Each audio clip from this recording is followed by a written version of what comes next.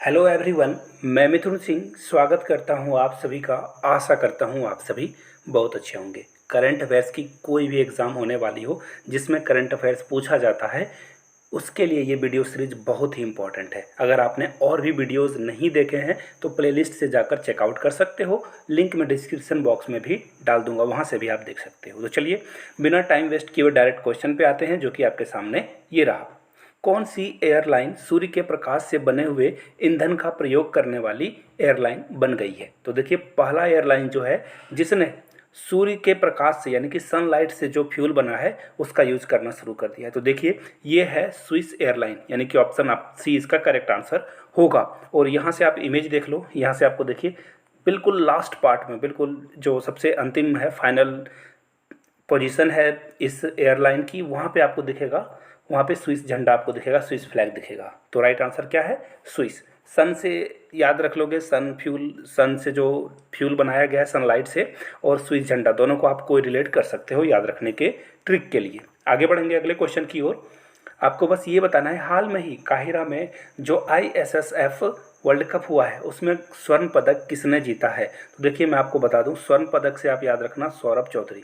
दोनों का नाम एसएस से स्टार्ट होता है, तो को रिलेट आप कर सकते हो। राइट आंसर आपका क्या हो जाएगा? ऑप्शन बी आपका करेक्ट आंसर हो जाएगा। नेक्स्ट क्वेश्चन की ओर हम लोग बढ़ेंगे, जो कि आपके सामने ये रहा। आपको बताना है, financial action task force FATF, बहुत बार आप लोगों ने इसका नाम सुना होगा।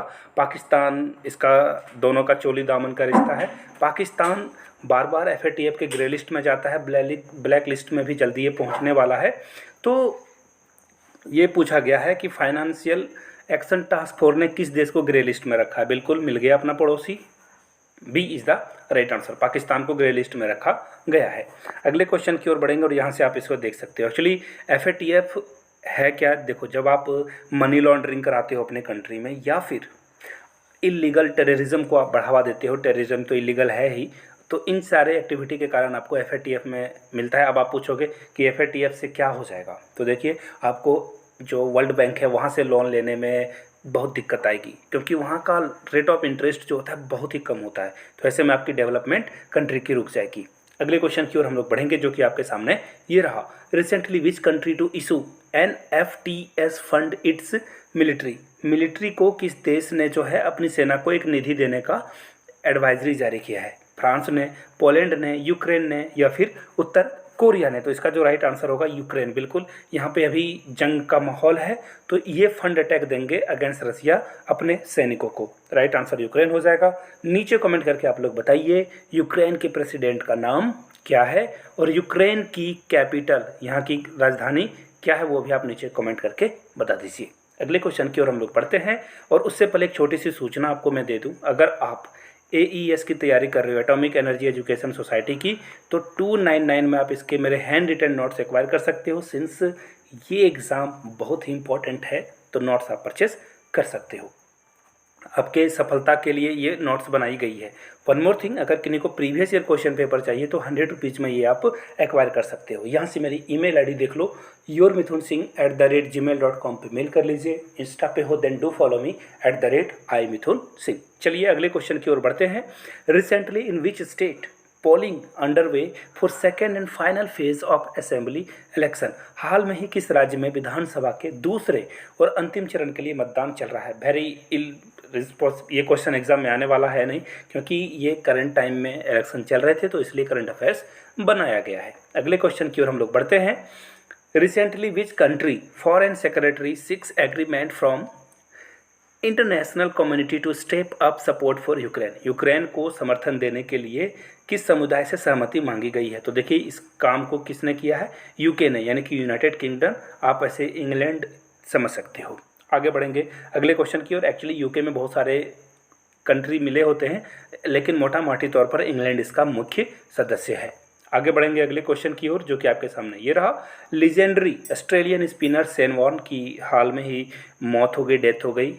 हृदय गति रुक जाने के कारण इनकी मौत हुई है। आपको बताना वो कितने साल के थे? तो देखिए, यहाँ से आपको दिखेगा वो 52 ईयर्स के थे। और एक फन फैक्ट मैं बता दूं आपको, राजस्थान रॉयल्स के ये कैप्टन थे। पहला IPL 2008 में खेला गया था, और 2008 में शेन वॉर्न के कैप्टनशिप में ही RR ने इसे जीता था। आगे बढ़ेंगे। अगले क्वेश्चन के लिए, recently which country sanction Russia over unprovoked attack on Ukraine. तो देखिए किस देश ने ही इसके ऊपर सेंक्शन लगा दिया है। देखिए बिना कोई रीज़न से रसिया ने अटैक कर दिया यूक्रेन पे, लेकिन बिना कारण से रसिया ने अटैक नहीं किया है। वर्ल्ड अफेयर आप अगर देखते हो, आप जानते हो वर्ल्ड में क्या चल रहा है, तो ऐसे में आपको पता चलेगा कि यूक्रेन जो है नाटो को शामिल होना चाहता था, नाटो में शामिल होना चाहता था, जिसके कारण रसिया ने उस पर अटैक किया है। तो फिलहाल ये सब करने के कारण किस कंट्री ने रसिया पे सैंक्शन इम्पोज किए हैं? नॉर्वे, मेक्सिको, कनाडा या फिर सिंगापुर? इसका राइट आंसर आप यहाँ से देख पाओगे, सिंगापुर ने रसिया पे सैंक्शन लगा दिए हैं। अगले क्वेश्चन की ओर हम लोग पढ़ते हैं, recently which country sets lowest GDP target in decades over grave outlook. तो देखिए किस देश ने सबसे कम जो है जीडीपी लक्ष्य निर्धारित किया है? तो ये है चाइना।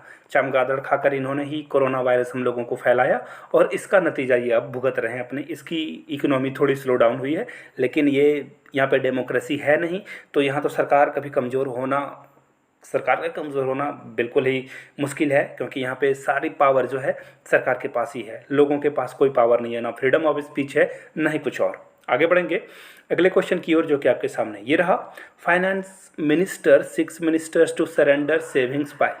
वित्त मंत्रालय ने मंत्रालयों से डैश तक के बचत सरेंडर करने को कहा है। 10 मार्च, 14 मार्च, 21 मार्च या 18 मार्च? देखिए क्वेश्चन को मैं थोड़ा समझा देता हूँ, आसान भाषा में बता देता हूँ। देखिए हर मिनिस्ट्री को बजट सैंक्शन किए जाते हैं कि आप अपने डेवलपमेंट विकास कार्यों के लिए पैसे खर्च करोगे। तो जिन लोगों ने बचे हुए पैसे खर्च नहीं किए हैं उसे सरेंडर करने को वित्त मंत्रालय ने उनसे कहा है।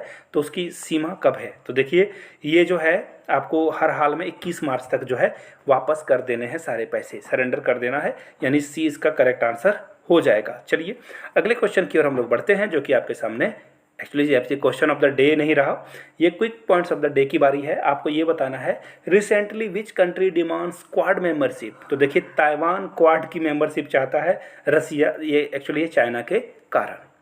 Indian investor now can trade in major US stock via NSIFFC platform. तो 8 ट्रेड में ये जो है यूएस के स्टॉक में पैसे लगा सकते हैं इंडियन अब। Recently which of the following 2 countries are banned from the winter para Olympic. तो रसिया और बेलारूस को हटा दिया गया। दोनों एक ही भाई हैं, बेलारूस और रूस एक ही तरह के, ये कभी भी शांति चाहते नहीं हैं। तो ये था आज का करंट अफेयर्स। अगर आपने देखा, आपको अच्छा लगा, तो आप चैनल को सब्सक्राइब कर सकते हो, घंटी वंटी का भी बटन दबा सकते हो और एक लाइक ज़रूर कर दें। Thank you so much. Videos आती रहेगी। धन्यवाद।